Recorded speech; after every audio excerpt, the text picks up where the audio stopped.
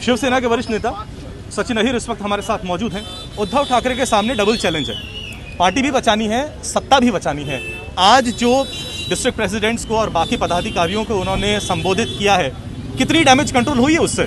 आज विभाग प्रमुख जो हमारे थे 90% से ज़्यादा लोग यहाँ पे फिजिकल थे, 10% जो लोग ऑनलाइन थे। आदरणीय उद्धव जी का मार्गदर्शन लेने के बाद एक स्फूर्ति निर्माण हुई। सभी लोगों ने कहा कि साहब ये जितने गए उसको हमको फर्क नहीं पड़ता है, आप हमारे साथ रहिए क्योंकि हम आपके जड़ है। और एक वृक्ष को अगर जड़ अगर मजबूत हो तो वापस ऐसे कितने विधायक कितने खासदार वो लाके चुन के ला सकते हैं। आज वही उत्साह से वही प्रेरणा से लोगों ने कहा उद्धव जी को कि उद्धव जी आप संघर्ष करो, हम आपके साथ हैं। उन्होंने तो 37 के सिग्नेचर्स ले लिए हैं, 50 के ऊपर वो समर्थन बता रहे हैं। जी, मैंने जैसे कहा कि आज की बैठक ये संगठनात्मक थी। विधायकों के दल की चर्चा नहीं थी। अब अगर विधायकों के दल के बारे में अगर 2 मिनट के लिए भी अगर आप मुझे पूछे, अब ये सोचने वाली बात है कि ये किस तरह से एक सोची चाची साजी और ये डेमोक्रेसी के लिए कितनी डिफिकल्ट है। लेकिन शिवसेना इस निराशा से कैसे उभरेगी? इसलिए मैं कह रहा हूँ क्योंकि इन लोगों को अपनी बात करने के लिए सूरत जाना पड़ रहा है, अपनी बात करने के लिए गुवाहाटी जाना पड़ रहा है। हम कैसे उभरेंगे ये आगे आने वाला काल, आगे आने वाला दिन दिखाएगा। जरूर जो भी फ्लोर ऑफ द हाउस के ऊपर हमको मेजोरिटी दिखाने का जो हमारा दायित्व है, कॉन्स्टिट्यूशनल राइट है, वो हम दिखाएंगे।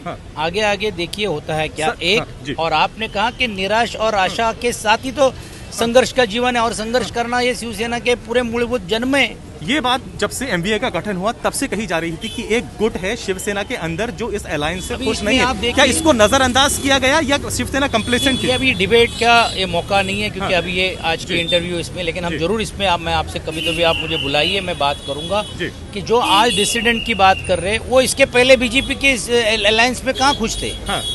तभी भी उनकी शिकायत थी, तभी भी उनकी कुछ ना कुछ कहना था।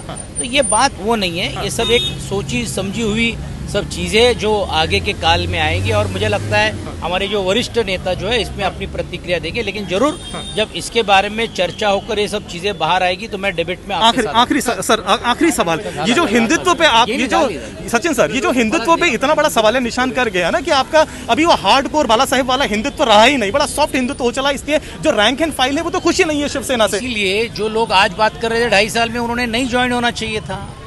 2.5 साल सत्ता का सब उपभोग लिया, 2.5 साल सत्ते के सब बेनिफिट्स लेकर अपने इस बेनिफिट के बदौलत ही इन विधायकों को साथ में करने में जो लोग कुछ कमाए भूखे, वो आज अगर हिंदुत्व की बात के बारे में अगर कहते हैं तो फिर वो इसके पहले उन्होंने ये सोच क्यों नहीं की। और जैसे मैं कह रहा हूँ बार बार कि ये सोच थी अगर तो पार्टी के अध्यक्ष के साथ, पार्टी के प्रमुख के साथ बैठ के बातचीत करके चर्चा कर सकते थे ना।